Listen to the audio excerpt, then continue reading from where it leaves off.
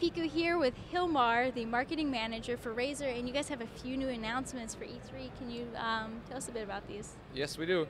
We have the Razer Taipan gaming mouse. With this gaming mouse, we're setting a new standard in terms of form and function for ambidextrous gaming mice. A lot of people asked us about the Razer Boomslang, Diamondback, Copperhead, the old school Razer gaming mice, and they asked us bring them back. So this mouse is really a refined version of the Copperhead and the Diamondback. It's got 9 buttons, is good for left and right handers, of course. It's good for each different grip style. So if you play with a palm grip, it's got a nice curved back of the mouse, so it rests in your palm really well. But if you're using a claw grip, it actually lifts off really nicely because it's kind of shaped inwards on the sides. In terms of the sensor of the mouse, we used the 4G dual sensor system, so it's got a laser sensor for tracking that goes up to 8,200 dpi, and it's got an optical sensor for tracking the lift-off distance.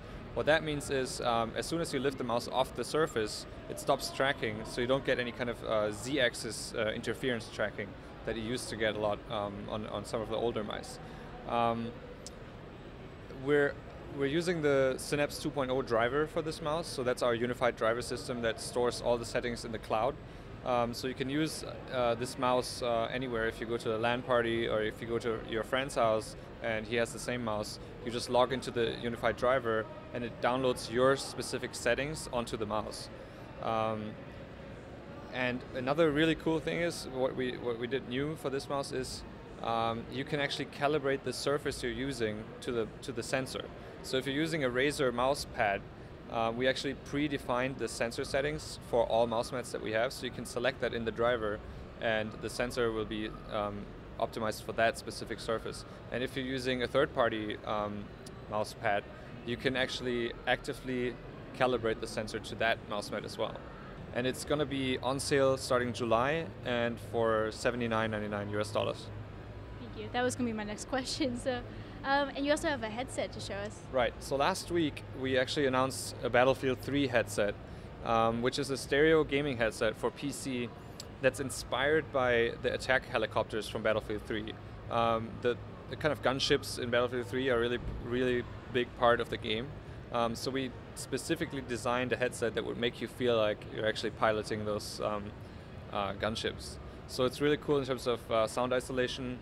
And it's lightweight, it's got a cool microphone, and what's also important to know is that the microphone can be detached from the headset. So now then it turns it into headphones, which you can easily use with your MP3 player if you're out of the house, and it's kind of really cool looking. It's got this unique ID that makes it kind of aviator style. So yeah, it's a really cool, exciting product. So besides the new mouse and the new headset, do you have any other announcements at E3?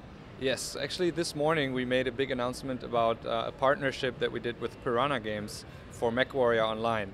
And we created a concept device just for MechWarrior Online, and it's kind of a control scheme that makes you feel like you're sitting in an actual mech. So if you've ever played any of the MechWarrior games, you would know that these huge mechs, they have a cockpit. And we kind of designed the controller to be just like in there. So you have a joystick on one side, and on the other side we give you buttons plus like an acceleration deceleration lever.